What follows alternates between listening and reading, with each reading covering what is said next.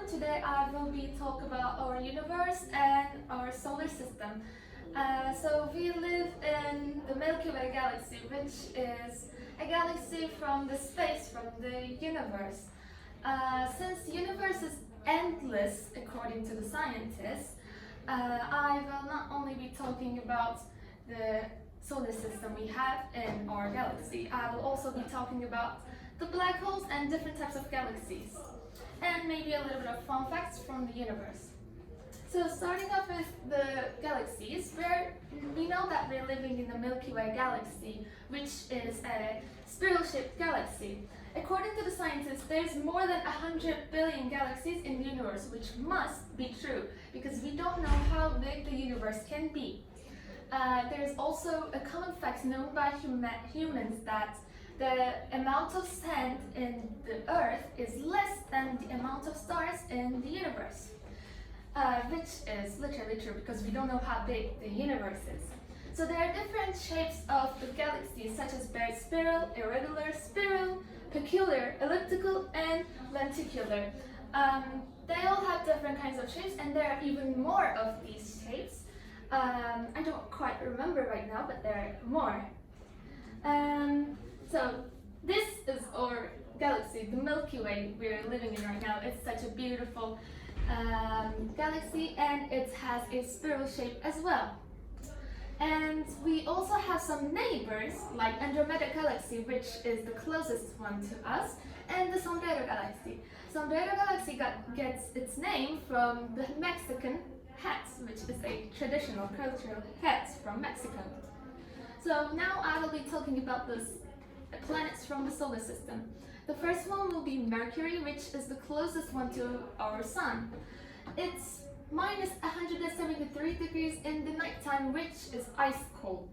It's 427 degrees in the daytime, which is burning hot. Even though it's the closest planet to the sun, it is still not the hottest planet. Excuse me. Like I said, it's the closest planet to the sun. Now I'll be talking about Venus. One day in Venus is longer than a year in Earth. Venus' surface temperature is 462 degrees, which is also burning hot. Nothing can live on Venus because of the hot weather, and there's no oxygen and water in Venus. And also the gravity makes it even worse. Mars. Since we all know that NASA is still traveling to Mars and making research about Mars, there might be a slight chance for us to live on Mars maybe in the future. Mars' name is the Roman god of war, who is called Ares in Greek mythology.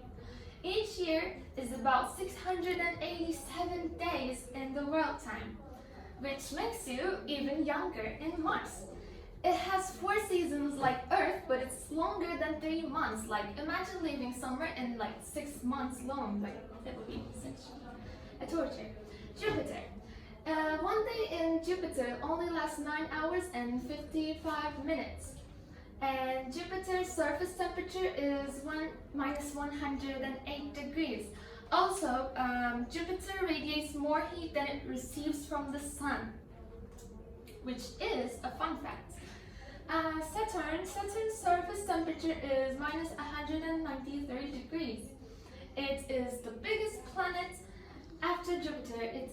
Saturn is also known as the ringed planet, which we all love. It is mostly made of gas, and I think it was hydrogen and stuff, maybe carbon dioxide, I don't know. Uranus has 15 moons, which is a lot. Uranus is the 3rd largest planet in the solar system and has thin rings, just like Saturn, all around it, and it goes around in the other planets. Sorry about that. And Neptune. Astronomers think that Neptune may have oceans that are made of liquid diamonds, which would be pretty interesting for us if we had the chance to do a research about it. Surface temperature is minus 220 Celsius, and Neptune is mostly made of gas, just like Saturn is. And now I will be talking about the black holes. In April 2019, NASA made a research about black holes and finally managed to take a picture of a black hole. And in the last month, or this month, maybe probably in the last month, NASA also found a black hole inside our galaxy Milky Way, which is pretty far from us, of course.